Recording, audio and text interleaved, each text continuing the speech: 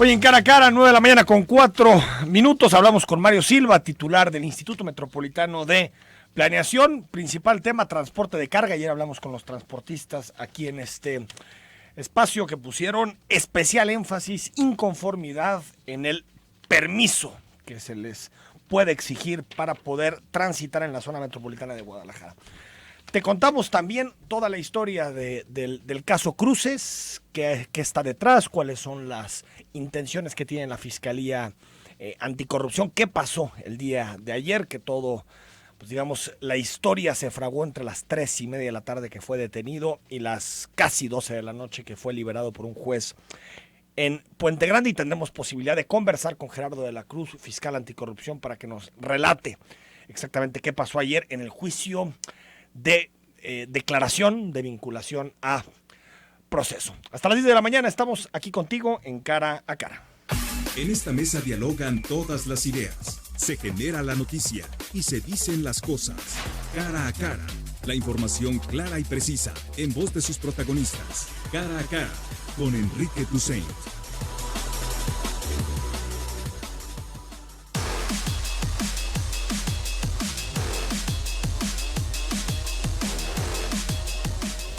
Nueve de la mañana con 6 minutos, ya es jueves 14 de noviembre y lo que dicen los meteorólogos es que ya tendremos días más soleados a partir de ahora en la zona metropolitana de Guadalajara, después de que pase este frente frío, y tendremos posibilidad en unos minutos más de escuchar la versión del fiscal anticorrupción. Ayer la comparecencia de Antonio Cruces acabó cerca de la medianoche, liberado Antonio Cruces, pero eso no quiere decir que no tenga que enfrentar el juicio y que incluso no se descarta que se le puedan dictar medidas cautelares, entre ellas la prisión preventiva en unos días más. Al ratito te contamos toda la historia sobre el tema Cruces, que hoy está monopolizando las portadas y el debate público en Jalisco. Usted recuerda, ayer hablamos sobre transporte de carga, estuvimos con la gente de Canacar, nos dieron su opinión con el presidente nacional, que nos dijo que estaban a favor de la restricción de horarios para entrada de transporte de carga en la zona metropolitana de Guadalajara, pero que no estaban muy de acuerdo con el permiso, que podía provocar inflación e impacto en sus finanzas. Pues a quien le va a tocar regular este tema, poner los detalles de la regulación después de lo que se aprobó en el Congreso, es al Instituto Metropolitano de Planeación, y hoy está con nosotros su titular, Mario Silva. Mario, buenos días, buenos ¿cómo días? estás? Muy bien, aquí a las órdenes. Oye, pues la gente de Canacar nos decía que pues no entendían muy bien todo este asunto de los permisos, que por qué les querían cobrar más. Ustedes conversaron con ellos, tuvieron posibilidad de platicar con estas organizaciones. Lo estaba contabilizando, estaba sacando cuentas de todas las reuniones que hemos tenido durante el 2019, desde la mesa técnica formal que se instaló y que interrumpimos porque justamente las propuestas no estaban llegando con la consolidación que se necesitaba para los casos de excepción, para poder evaluar otros aspectos de esta medida. Casi todo el planteamiento fue no a la medida, no a la medida, no a la medida. De todas las organizaciones. De todas, en general pues de muchos de los representantes. Entonces en IMEPLAN era importante tener información sobre cuáles eran las dinámicas dentro de la metrópoli para la entrega de estas mercancías.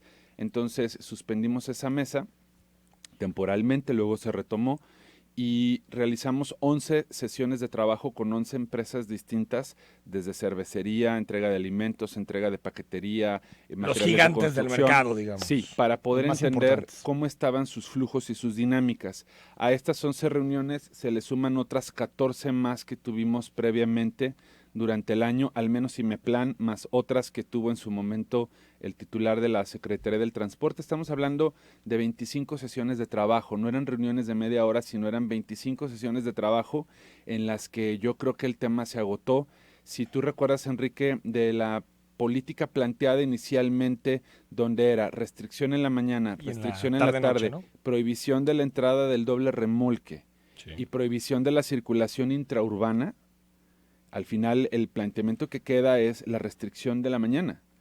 Y algunas empresas pusieron en la mesa la posibilidad de aportar o de tener un recurso adicional para poder invertir estos recursos en infraestructura vehicular.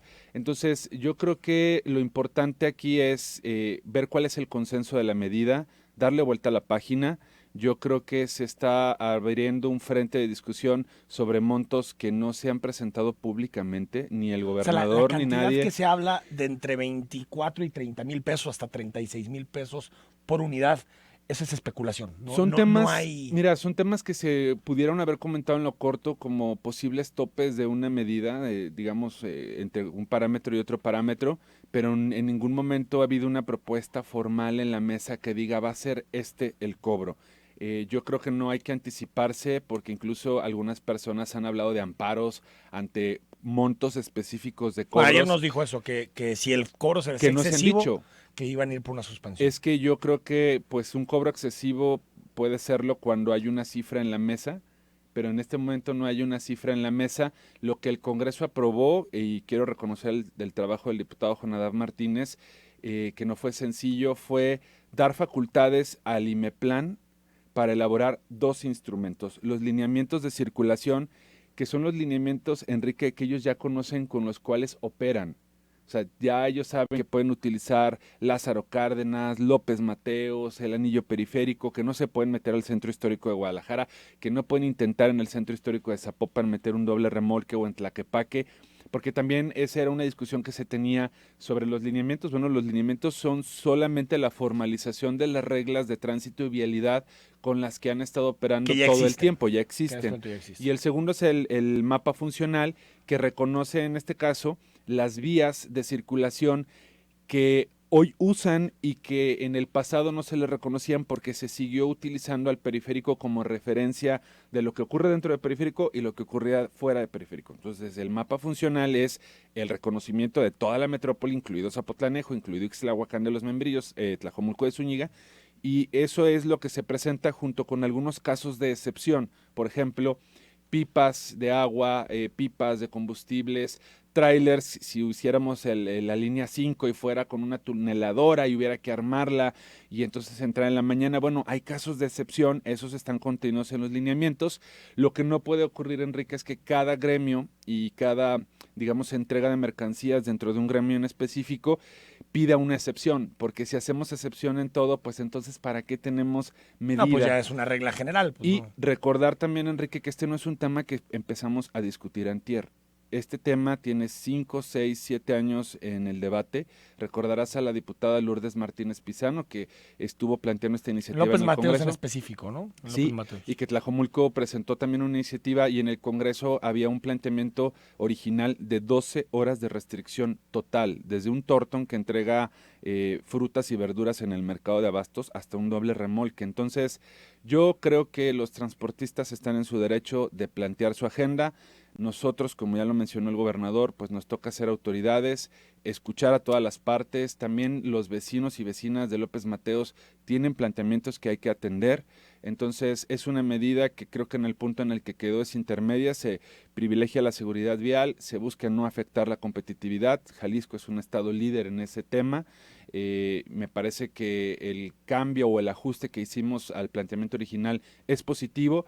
Lo que sí, dentro de todo el planteamiento, yo no aceptaría es que el IMEPLAN no estuvo abierto al diálogo. 25 sesiones de trabajo me parece que acreditan que hubo voluntad suficiente y me parece que el diálogo siempre debe ser para retroalimentar, no para que lo que yo quiero que quede como una medida quede al 100%. Bueno, por lo que me dices, se dieron muchas cosas. Se modificaron muchas cosas gracias, y también reconozco aquí el trabajo de Pati Martínez, Alex Guzmán y Diego Monraz, a que el ejercicio que hicimos con las empresas nos arrojó información que el estudio de origen destino que nosotros presentamos no tenía en ese nivel de desagregación. Yo habría aprovechado las mesas justo para presentar los datos que hoy presentan en la opinión pública. Pero, o sea, lo de los costos. Sí, o el tema de la salida, porque también decían, nunca se planteó que la restricción era de entrada y salida. Sí se planteó así. Bueno, pues es que si no, no tiene mucho sentido. Entonces, ¿puede haber casos de excepción? Claro que los puede haber. Y me parece que también el transitorio que se planteó de evaluar la medida, o como parte del transitorio, la posibilidad de evaluar la medida en un año, pues nos permite hacer esos ajustes. Nosotros en Imeplan vamos a estar revisando junto con CETRAN, con Policía Vial, con los demás actores que van a participar, los propios municipios, qué va pasando con la implementación de la medida y qué ajustes se pueden hacer. Esto no está escrito, por eso en la ley no queda, el horario es de tal a tal. Se abre que a través de los lineamientos establezcamos los horarios. Y finalmente también aclarar otro mito urbano, Enrique. No es Imeplan el que decide. Imeplan tiene la facultad de elaborar el mapa y los lineamientos, pero son los alcaldes en el seno de la Junta de Coordinación. Porque al final pues les toca la vialidad y les toca el transporte. Perdón, los alcaldes son los que deciden en el territorio. Entonces en realidad ellos, va a haber ellos van a acordarlo. Un diálogo entre alcaldes para definir las reglas que después el Imeplan traduce en estos dos documentos. Más bien, el Imeplan presenta los lineamientos y el mapa y los alcaldes son los que deciden junto con el gobernador y votan en el seno de la Junta estos lineamientos que encuentran un respaldo y una fuerza legal en la ley de movilidad con el cambio que se hizo con el dictamen votado. Entonces, yo creo que la medida es positiva. Yo me concentraría en lo que tenemos consenso. Ellos han aceptado que de 6 a 9 de la mañana es un horario en el que pueden hacer ajustes. Vamos viendo cómo funciona. A esa hora ni siquiera pasan por el nivel de tráfico. A mí me sorprendió la reacción porque decían, nosotros no utilizamos esas vías de 6 a 9 porque están colapsadas por el tráfico. Entonces, bueno, yo después ya no entendería por qué habría problemas. Si seguimos el debate de este 2019, el planteamiento original era la molestia sobre los paraderos. Nosotros revisamos algunos predios. El libramiento, el macrolibramiento. Recordarán que en diciembre se mandó una carta que firmó el gobernador dirigida a la SCT para pedir bajar los costos del macrolibramiento. Luego la discusión fue sobre los horarios, los dos horarios. Ahora en la mañana y en la noche. Es sobre los montos. A mí me da gusto que conforme ha ido pasando el tiempo, con datos y con información, vamos construyendo un consenso. A mí tampoco me parece mal ni me preocupa en términos de que creo que sea negativo que haya oposición al tema de los costos de los permisos. Pues cualquier persona que esté en esta... No quiere pagar. No quiere un cobro adicional. Hoy ya existe un permiso que debieran pagar. Un permiso que se tramita en la Secretaría del Transporte por Circulación, que es, si no me mal recuerdo, 130, 150 pesos. ¿Anuales? Sí. No, pues nada. Y por los 69,000 viajes que nosotros contabilizamos, Enrique, pues no es ni una octava parte de los que pagan este permiso. Entonces, yo creo que aquí la invitación es a que a través del orden, a través del acuerdo, a través del consenso, podemos ir construyendo con evidencia de datos qué debe de pasar. La medida no es recaudatoria. La medida es de control vial, de seguridad vial, de evitar los congestionamientos. Se ha hablado del cobro de los permisos porque creo que es importante actualizar esta parte. Se entiende que si cada uno de los municipios del país o estados del país cobra un permiso por el tramo que circulen, pues, ¿qué va a pasar, no? O sea, este sería un cobro estatal. Es un cobro estatal para entrar al área metropolitana. ¿Y tienen una, digamos, en materia de cifras, Mario Silva, tienen un rango sobre el que se estén moviendo? No hay un rango determinado. Públicamente no hay un rango determinado. Esta es una discusión que se tiene que justificar para una ley de ingresos con una proporcionalidad. Pero en enero entraría el permiso. Tendría que entrar en enero y hay que recordar que ya hay un permiso que se paga. El se modificaría este permiso. Al alza, seguro. Sí, al alza. Puede ser con un ajuste inflacionario, con el reconocimiento del deterioro de la infraestructura que se está construyendo, que tiene un desgaste. Los mismos transportistas han reconocido que no se está cumpliendo con el tema del peso y las dimensiones, que hay camiones que les cargan más peso eso nos decía del que la gente pueden. de Canacar. Sí. Entonces, pues tampoco podemos poner básculas públicas en los 7 accesos carreteros para entonces ahora hacerlos tener una fila y colapsar los ingresos. Entonces, ¿cómo le haces para checar eso? Mira, hay una norma oficial mexicana que lo regula a escala federal y aquí me parece que algo positivo que ellos han manifestado es su voluntad de autorregularse para cumplir en esa parte y yo creo que hay que hablar de las prácticas éticas del sector privado porque todo se avienta siempre a la parte gubernamental, pero pues alguien que contrata un tráiler, un camión, un tortón, pues ¿dónde queda la parte de no llenarlo o saturarlo? Porque luego los accidentes en la ciudad de Enrique ocurren por eso. Por eso. O sea, a ver, entonces, no va a haber ninguna restricción vespertina. en este 2020? En este 2020... ¿Se va a valorar después si se amplía o no? En este 2020 el consenso construido después de todas las mesas que hemos tenido es sobre el horario matutino. De 6 a 9 de la mañana. Así es, y vamos a evaluar qué ocurre con las dinámicas de la tarde para ver si esto fuera necesario 2021. Y también pueden entrar los doble remolque después de las 9 de la mañana. Sí, la restricción para ellos, entonces... Pero supongo que tendrían un permiso más caro por el impacto que tienen sobre la infraestructura pública. Eso es lo que se tendrá que determinar en la ley de ingresos. IMEPLAN no entra en esa parte. Nosotros no... ¿Eso lo van a debatir los municipios? No, en el Congreso, los diputados con la ley de ingresos, y se nos pedirá una opinión técnica de lo que nos toque a nosotros y a la Secretaría del Transporte. Pero sí, eso estará en el cobro dentro de la ley de obra. En términos concretos, aquí nos escuchan muchos vecinos de López Mateos, Mario. ¿Cómo afecta? O sea, ¿sí verán a partir de enero? ¿Verán diferencias? ¿No verán? Deben de ver una diferencia porque habrá una baja en el volumen del transporte de carga pesada. Mira, estamos hablando que López Mateos es el principal ingreso de los 7, concentra cerca del 28% de las entradas y salidas del transporte de carga pesada. Te puedo poner en contraste el tema de carretera Chapala, que es menos del 1%, entonces carretera Saltillo, corrijo. Saltillo, dije la de Chapala porque es aeropuerto. Perdón, carretera Chapala sí también es muy significativo y está también arriba de un 20%. Carretera a Saltillo, hacia el norte de la metrópoli, por las condiciones que tiene, no es significativa. Entonces, en el caso de López Mateos, tendrá un impacto positivo porque también hay una gran cantidad de asentamientos humanos ahí, fraccionamientos. Carretera Nogales. ¿Tienes una cifra de miles, cientos al día? Hay un dato específico desagregado por cada ingreso. En este caso es el 28% de los 69,000 viajes que entran y salen al día en la metrópoli. Entonces estamos hablando de 7,000, 8,000 más o menos, sí, que dejarían de circular esas horas. O que se reorganizarían. ¿Se van hacia el macrolibramiento? Sí. ¿Se van hacia el circuito sur? O entran antes. O entran a las 4 de la mañana. Pero de 6 a 9 dejarían en López Mateos de transitar más de 7,000 aproximadamente unidades. Ahora, esto tiene que venir acompañado también del proyecto de semaforización, que también en el 2020 vamos a ver ya materializados los semáforos modificados en varias de estas vialidades. López Mateos es una de ellas, y de los 250 millones de pesos estamos hablando de cerca de 15 que se van solamente a la actualización tecnológica de los semáforos de López Mateos. Vienen intervenciones de cruces seguros. No es solo el tema del transporte de carga, y en eso yo creo que ellos tienen un punto importante. Esa coexistencia se ha vuelto conflictiva porque la metrópoli se comió tramos que eran carreteros y los cambios de velocidad a veces no ocurren en la forma que tendrían que ocurrir. Esperemos también que no tengamos un efecto de tráfico inducido, que al tener menos trailers ahora tengas más coches, pero bueno, vamos a ver esa medida en el 2020. Nadie tiene muchas ganas de circular por López Mateos. Y si no lo puedes fórmulas perfectas, ¿no? Claro. 9 de la mañana con 22 minutos, al corte, unos minutos más con Mario Silva y más adelante en conversación con el fiscal anticorrupción.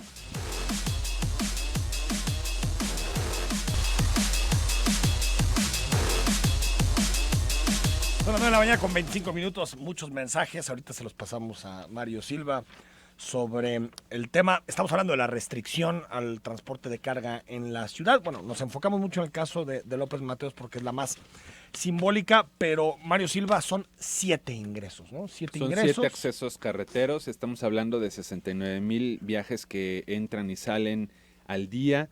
De esa cantidad, 4,500 son doble remolque. Más del 40% son Torton, o estos camiones que se usan para las mudanzas o para la entrega de alimentos, mercado de abastos, por ejemplo. Y bueno, yo reconozco la importancia que tiene el transporte de carga para la economía de la metrópoli, y creo que en esa responsabilidad y en ese reconocimiento la medida que quedó es responsable, atiende las preocupaciones de los vecinos, sobre todo de la López Mateos. Y por otro lado, pues estamos cuidando esta otra parte. Ciertamente, Enrique, sí es verdad que el tema aduanero cambió un poquito en esta administración. Han habido ajustes en las fronteras, que los chinos pueden poner un contenedor en Estados Unidos más rápido que nosotros como país. No fuimos ajenos a esas realidades, pero también es verdad que la dinámica urbana, la seguridad vial, proteger vidas, la convivencia entre... que hay que hacerlo compatible. Sí. La dinámica de comercio con la seguridad y la del tránsito. Pero yo creo que el punto al que llegamos es un punto intermedio, y bueno, lo que toca ahora es que todos pongamos de nuestra parte para que la medida funcione y no haya necesidad de ir a un horario vespertino. Ese sería el tema. y bueno, creo que 2020 va a ser ese punto de partida para ver qué cambios se pueden hacer. ¿Cómo ves la amenaza sobre todo del mercado de abastos que dicen, si nos ponen un permiso, un costo por permiso, vamos a incrementar los productos en 20-30%? Mira, de las 24 horas del día, solo 3 tienen restricción. Entonces, Pero lo dicen más por el permiso. Y es para trailers. Lo dicen más por el costo del permiso.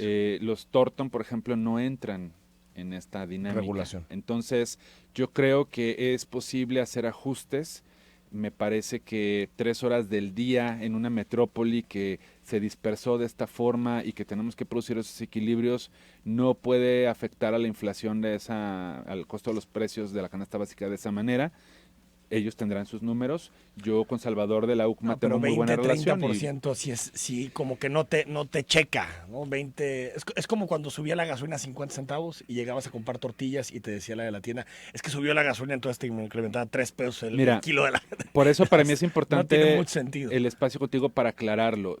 Son de 24 horas, son 3. De la propuesta original, que eran 12 horas con restricción total, solo quedan 3, que son las demás crisis de tráfico. Entonces, yo de nuevo invitaría a que todos seamos corresponsables, a que todos pongamos de nuestra parte.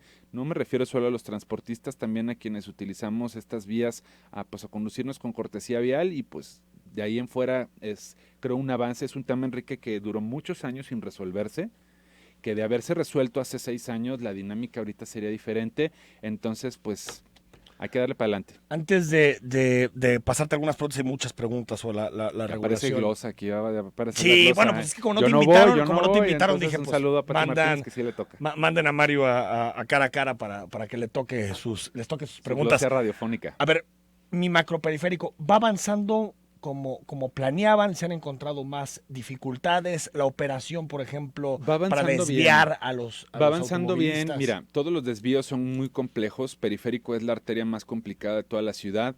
Después de los señalamientos que hubo sobre la necesidad de profundizar en la socialización y en los desvíos de rutas y de camiones, se reforzó esta parte.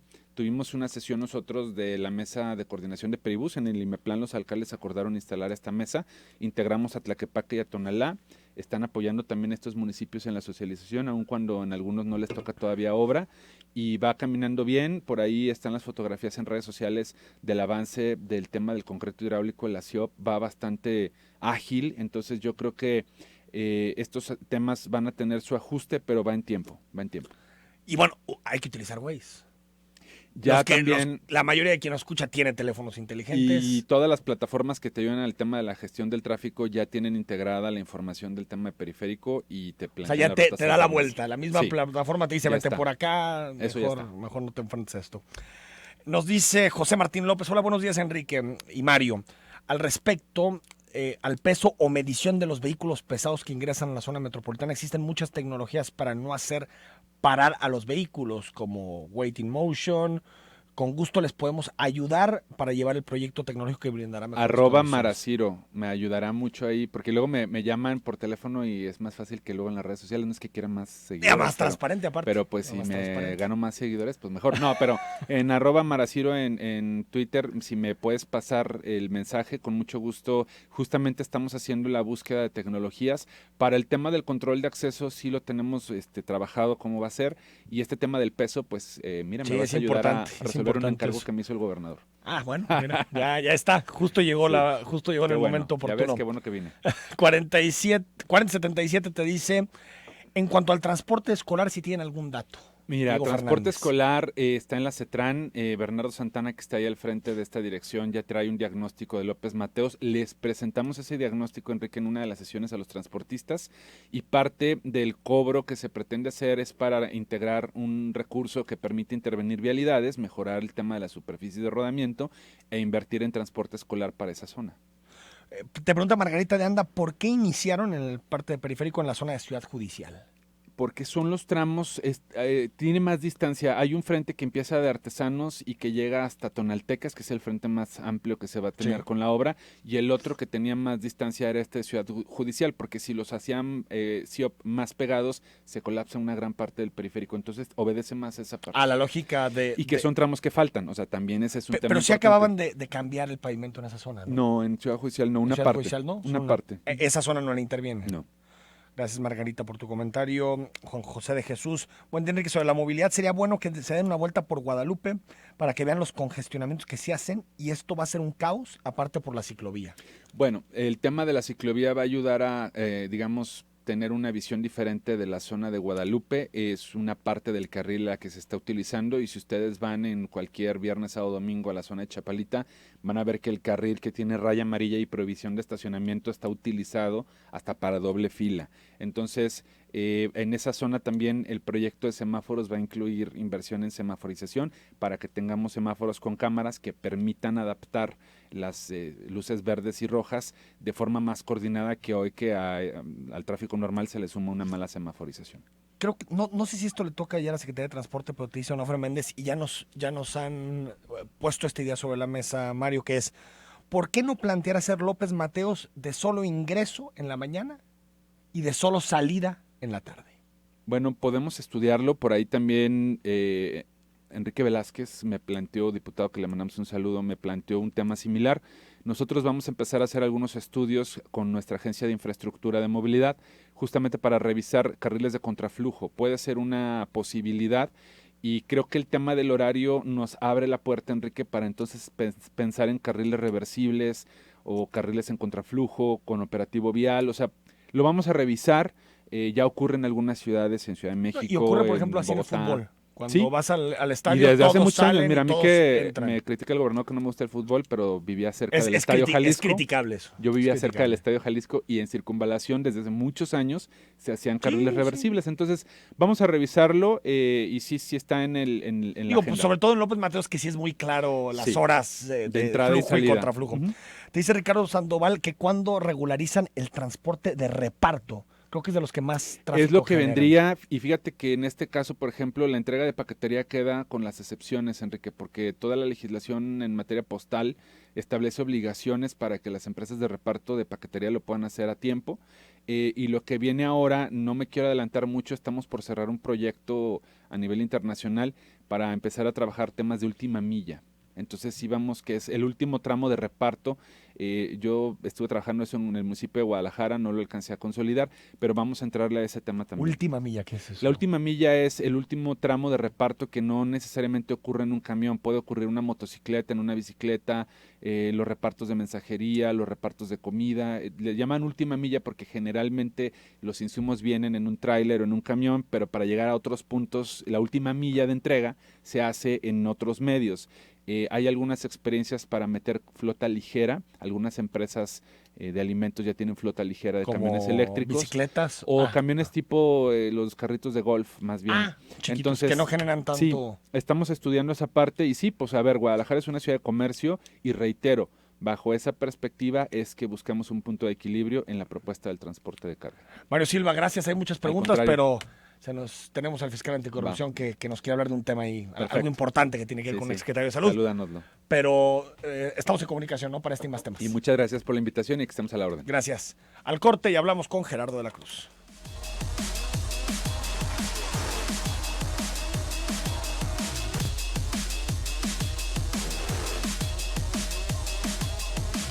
Son las 9 de la mañana con 40 minutos. Gracias por tus mensajes. Algunos ya se los pasamos directamente a Mario Silva para que nos ayude a darle respuesta.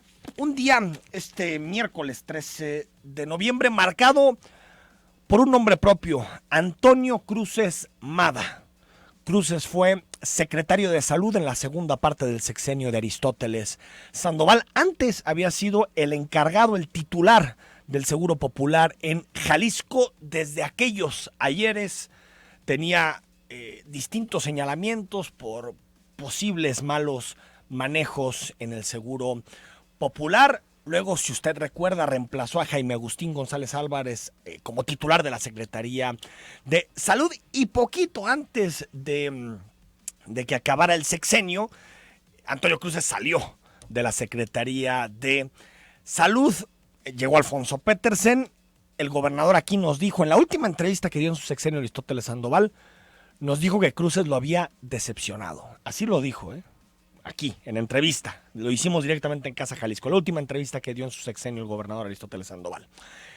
Y bueno, pues ahora Cruces está enfrentando un proceso penal que encabeza la Fiscalía Anticorrupción. Ayer por ahí de las 3:30 de la tarde más o menos fue detenido Cruces. Después comenzó a las 10 de la noche un juicio para vincularlo a proceso y a las 11:30, cercano a las 12 de la noche, el juez de Puente Grande determinó que un amparo federal que tenía en su poder era válido y por lo tanto salió por su propio pie de la penal de Puente Grande. Platico unos minutos con el fiscal anticorrupción Gerardo de la Cruz. Muy buenos días, fiscal. Gracias por tomar la llamada. Buenos días. Con el gusto de saludarlos y poder platicar con el auditorio. A ver, relátanos un poco. Yo ya estaba haciendo más o menos la descripción de lo que sucedió ayer. ¿Por qué salió en libertad Antonio Cruces, fiscal? Bueno, fue una serie de situaciones, que fueron desafortunadas, particularmente para el imputado, y para nosotros jurídicamente pues entendemos de qué se trata. En este proceso, esta es una de tantas carpetas que tenemos abiertas relacionadas con los temas de salud. Y nosotros hemos recibido con 14 amparos antes de este. O sea, desde mayo de este año a la fecha, con el de ayer, se han promovido 15 amparos por la misma persona. 15 Obviamente, los amparos se han ido sobreseyendo porque no había un acto reclamado como tal, no había una orden de comparecencia, no había una orden de presentación. Aquí, ¿por qué llegamos a este momento? Vaya, él fue convocado, fue citado para que acudiera ante una audiencia ante el juez donde le íbamos a formar una imputación. Previamente estuvo en la oficina, le leímos derechos, le entregamos copias de lo que tenemos de datos en su contra, o sea, respetando todos sus derechos fundamentales. El juez lo cita, no comparece. Viene su abogado a decir, bajo protesta, decir verdad, me refiero sin un solo documento. Viene a decir, está enfermo, está bien, está enfermo, lo suspendemos en la audiencia, dan otra fecha. Y llega ahora y dice, está incapacitado, pero no presenta una incapacidad, presenta una licencia médica, que es algo diferente. Y el juez dice, esto no es suficiente para justificarlo. Por lo tanto, está salvo el derecho de la Fiscalía de promover. Nosotros promovimos lo que seguía jurídicamente, orden de presentación, que obliguenlo a comparecer. Pues no comparece. ¿Qué sigue? Orden de aprehensión. Finalmente lo buscamos, lo localizamos, pero está en un domicilio y no podemos ingresar sin una orden de cateo. O sea, estaba ilocalizable. Sí, estaba localizado, lo teníamos localizado. A ustedes lo localizaron, pero nosotros lo localizamos. En una de sus casas. En una de sus casas. Y pedimos una orden de cateo. Tenemos la orden de cateo. Y obviamente lo que sigue es pues, ingresar al domicilio. Por ahí a las 3:09 de la tarde, yo estoy en la oficina y recibo una llamada de su abogado. Y me dice precisamente que no podemos complementar ninguna orden de aprehensión porque tiene un amparo. Pero en este momento nosotros no habíamos recibido ningún amparo. Si lo hubiéramos recibido y hubiéramos sido autoridad responsable, hubiéramos acatado la orden del juez de distrito. Sí. Pero le digo, espérame, nosotros no hemos recibido ningún amparo. No, es que yo se lo estoy mandando en este momento. No, pues se tiene que notificar a un juzgado, ¿no? Claro, como si lo voy a poner, yo lo que dije, espérame, es que me tienen que notificar. No, yo ya se lo mandé y usted ya sabe, y hay un amparo. No, discúlpame, pero déjamelo ver. Entonces, checo, efectivamente, mediante un mensaje de WhatsApp, me envía unas copias de una suspensión. El abogado de Cruces. El abogado de Cruces, no el notificador. El juzgado obviamente nunca me iba a notificar. ¿Y por qué nunca me iba a notificar? Porque ya cuando leo lo que me manda, me doy cuenta que no somos autoridad responsable. El abogado tal vez pensó que señalando a la Fiscalía del Estado, nos abarcaba a nosotros, como si nosotros dependiéramos de la Fiscalía del Estado, lo cual él sabe que no es así, porque se ha manejado desde hace 2 años que es una Fiscalía autónoma. Entonces, finalmente, su amparo no serviría contra una actuación nuestra, pero yo confirmo con la policía. Y le digo, a ver, ¿están llevando a cabo una actuación? Me dicen, sí, lo acabamos de detener. ¿A qué hora lo detuvieron? Poco antes de las 3 de la tarde. Entonces, cuando ellos ingresaron al domicilio, Cruces le marcó y él me marca a mí para decirme, tengo el amparo. Pero vaya, le marca en ese momento, no hay... Pero Cruces no tenía amparo. Pero él no tenía un amparo. O sea, lo tenía el abogado. Lo tenía el abogado. Yo, de hecho, platico con él nuevamente y le digo, oye, pues te regreso la atención, tú me diste la atención de informar del amparo, yo te informo, efectivamente, ya lo detuvieron, pero no hay amparo, No hay, es que el amparo no basta que el juez lo ordene, sino que para que nosotros lo conozcamos, o me lo notificas, o en su defecto que el imputado tenga su copia certificada. Y me dices que yo traigo la copia conmigo, pero vine a comer con mi familia, pero ya voy para allá. Ah, bueno, pues discúlpame. Pero termina, igual estás en el postre, sí. No, ya se practicó la actuación. Ahora, ¿Podía yo o debía yo decirle a la policía que ya no hiciera nada? No, no podía hacerlo. ¿Por qué? Porque en el amparo que él me envió no decía que nosotros éramos autoridad responsable. Y aparte no te habían había notificado. Oficialmente. Entonces no podíamos suspender una actuación que nos marca la ley, y lo que la ley nos marca es hacer un registro de su detención y presentarlo ante el juez en el Y lo llevaron a Puente Grande. Lo llevamos primero con un médico y luego lo llevaron, la policía no sí, claro. Desde luego, lo llevaron a Puente Grande ante el juez, y ante el juez, a eso de las 11 de la noche, el juez dijo, a mí no me han notificado. Al juez todavía a las 11 de la noche no lo notificaban. Digo, pero no obstante eso, sí tiene la suspensión, porque ya para eso ya la están exhibiendo. Sí tiene la suspensión, y en la suspensión... Entonces, aunque no lo habían notificado, el juez le reconoce tener el amparo porque ya lo tenía en mano, a diferencia de cuando fue detenido. Aquí, diferente de cuando nosotros lo abordamos. Entonces dice, pero la Fiscalía Anticorrupción no obró de manera incorrecta, porque ellos no son autoridad responsable y no les afecta la suspensión. Entonces, porque se pretendía que dieran vista, el abogado, no entiendo su estrategia de defensa, pero pidió que se iniciara un proceso penal en contra mía, prácticamente porque... ¿Quién, el abogado? Sí, tal cual. Por ti, por haber seguido con la detención. No respetado una suspensión. Pero si no iba dirigida a ti. Dejó muy claro, es que no es autoridad responsable y no le afecta la suspensión. Si no obstante, yo reconozco que yo soy autoridad responsable y que la suspensión es para efecto de que no se cumpla la orden de aprehensión, y por lo tanto la dejo sin efecto. Entonces dejó sin efecto la captura, pero sigue vigente la orden de aprehensión. Nada más que ahorita tiene suspensión, vendrá el procedimiento de amparo, y después, ya que termine el amparo, pues tendrá que comparecer mañana o pasado. ¿Pero no puede ser que le den una suspensión definitiva? Sí, pero la suspensión definitiva también es para efecto de comparezca ante el juez. O sea, lo único que va a hacer es hacerlo más largo. Pero ahora en el sistema acusatorio, los efectos de un amparo contra orden de aprehensión son diferentes. Ya no es de que pues ya no te detengan, no. Ahora es preséntate ante el juez, pero no te presentas detenido. Te presentas por tu voluntad. Pero si él no se quiere presentar, tú tendrías que solicitar otra orden. Esa misma orden va a estar vigente y la vamos a ejecutar mañana o pasado. ¿Por qué? Porque finalmente lo que le va a decir al final el juez es preséntate, y es lo que originalmente le dijo el juez con un citatorio. Comparece. O sea, si hubiera comparecido desde la primera vez, no hubiéramos llegado a esto.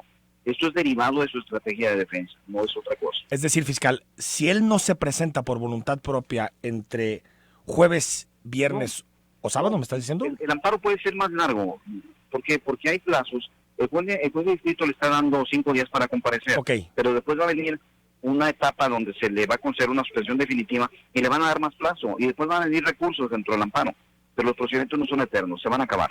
Se van a acabar, pero entonces sí, claro, tendría que estar, cuando agote todos los procesos, tendría que estar compareciendo para vinculación a proceso fiscal. ¿Cuándo? En lo que no quiso comparecer hace casi un mes. O sea, en realidad estás retrasando inútilmente lo que vas a tener que enfrentar mañana o pasado.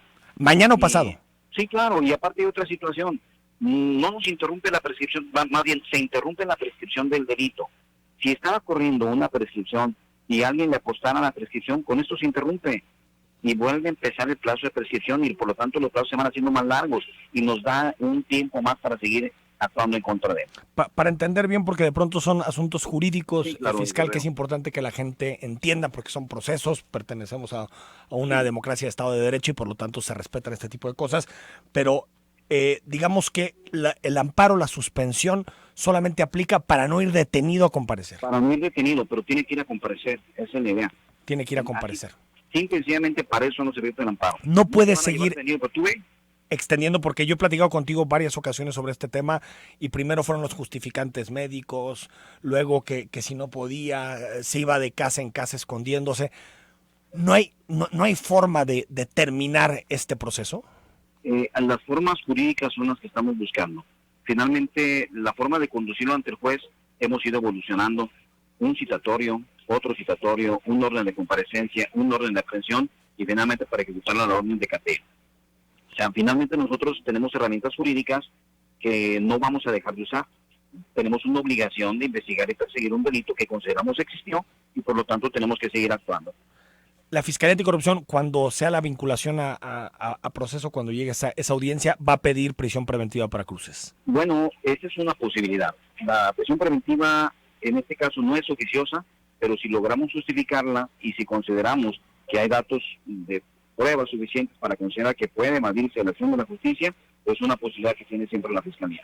Se habla de, bueno, pero me refiero a que si hay posibilidad de riesgo de fuga o que esté ilocalizable, sí se justifica la prisión preventiva. Sí, eso pues, es un elemento que se valora. Y sobre el monto total. Y que no hubiéramos llegado a valorarlo. No, yo sé, por la primera vez. Si él hubiera ido a comparecer sin ningún. Las cantidades, todo el mundo está hablando de 600 millones de pesos, fiscal. Vamos, yo escucho las cantidades y honestamente me da miedo. ¿Por qué? Porque son cantidades que se mencionan en todo un proceso alrededor del tema de salud, y alrededor de eso tengo diversas carpetas de investigación. Algunas son más grandes que otras, algunos son de 5 millones, unos de 20 millones, unos de más cantidades superiores. A la larga sumas una gran cantidad. Yo no puedo decir en este momento si todo va a lograrse acreditar, pero claro que esta carpeta de investigación es la primera que puedo concluir. Y esta es sobre un caso en específico de la contratación de asesores externos. Ese es un caso en específico lo que estamos llevando. A sobreprecio. Así es. Fiscal anticorrupción, Gerardo de la Cruz, gracias. Hasta luego, mi señor. Gracias. Gracias. Ahí está. 9 de la mañana con 52 minutos al corte y seguimos comentando el caso Cruces.